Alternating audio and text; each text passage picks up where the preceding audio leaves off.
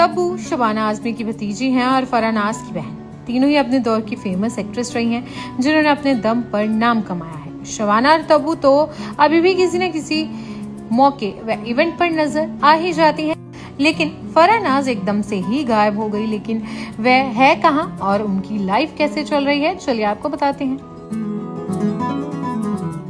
तब्बू और फराह नाज का जन्म हैदराबाद में एक मुस्लिम फैमिली में हुआ था।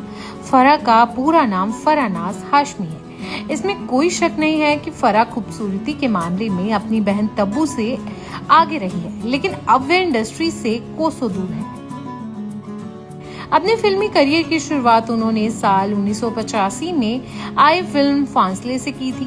20 साल के फिल्मी करियर में उन्होंने करीब 60 से ज्यादा फिल्में की और राजेश खन्ना, संजय दत्त, अनिल कपूर, जैकी श्रॉफ, सनी देओल, आमिर खान जैसे हर बड़े एक्टर के साथ उन्होंने काम किया।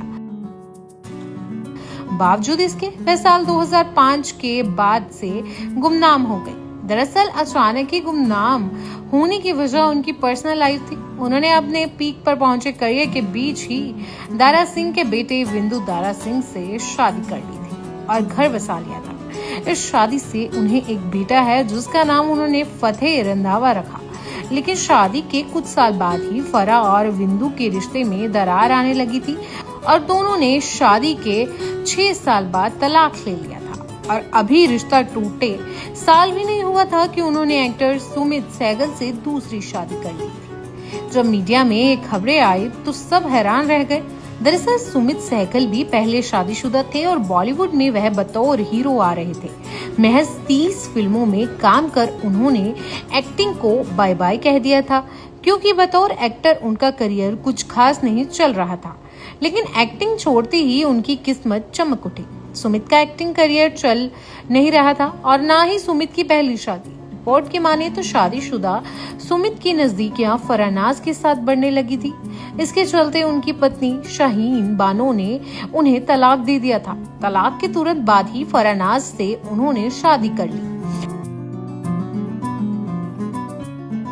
अपनी पर्सनल लाइफ में पूरी तरह खोई फराह अपने करियर की ओर फोकस नहीं कर पाई और उन्होंने इंडस्ट्री से अलविदा कह दिया और गुमनाम सी होकर रह गई।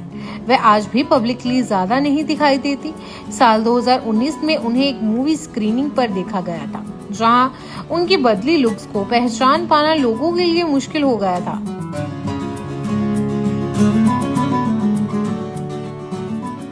लेकिन सुमित की फराह से शादी करने के बाद किस्मत पलट गई, क्योंकि एक्टिंग के बाद उन्होंने अपना हाथ प्रोडक्शन में आजमाया। उन्होंने सुमित आर्ट नाम की एक कंपनी बनाई जो दूसरी भाषाओं की फिल्म को हिंदी में डबिंग करने का काम करने लगी। सुमित की इस कंपनी ने उन्हें कुछ ही सालों में कामयाबी की बुलंदियों पर पहुंचा दिया और वह माला माल हो गई। उनकी इस कंपनी में इतना काम आ गया कि उन्होंने बॉलीवुड फिल्मों में पैसा लगाना शुरू कर दिया।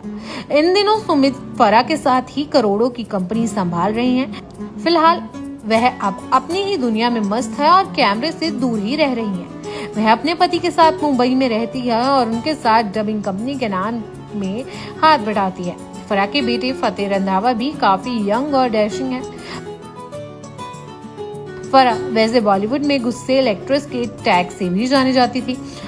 उनका एक किस्सा भी मशहूर है, जब फिल्म कसम वर्दी की सेट पर उनकी अपने को स्टार चंकी पांडे से भी किसी बात को लेकर जबरदस्त लड़ाई हो गई थी। सिर्फ चंकी ही नहीं, इंडस्ट्री में कई और सितारों के साथ उनके लड़ाई झगड़े के किस्से भी काफी मशहूर हैं। कहा तो ये भी जाता था कि किसी को कुछ पता नहीं होता था कि वह कब किस पर हाथ उठा देगी। आपको बता दें कि फराह नाज को लेकर कई बार खबरें तो यह तक आई कि उन्होंने एक पार्टी के दौरान एक प्रोड्यूसर पर हाथ उठा दिया था। खैर ये सच था या सिर्फ अफवाहें, ये तो फराह ही जाने। आपको तब्बू और फराह में कौन ज्यादा पसंद थी, हमें कमेंट बॉक्स में जरूर बताएं।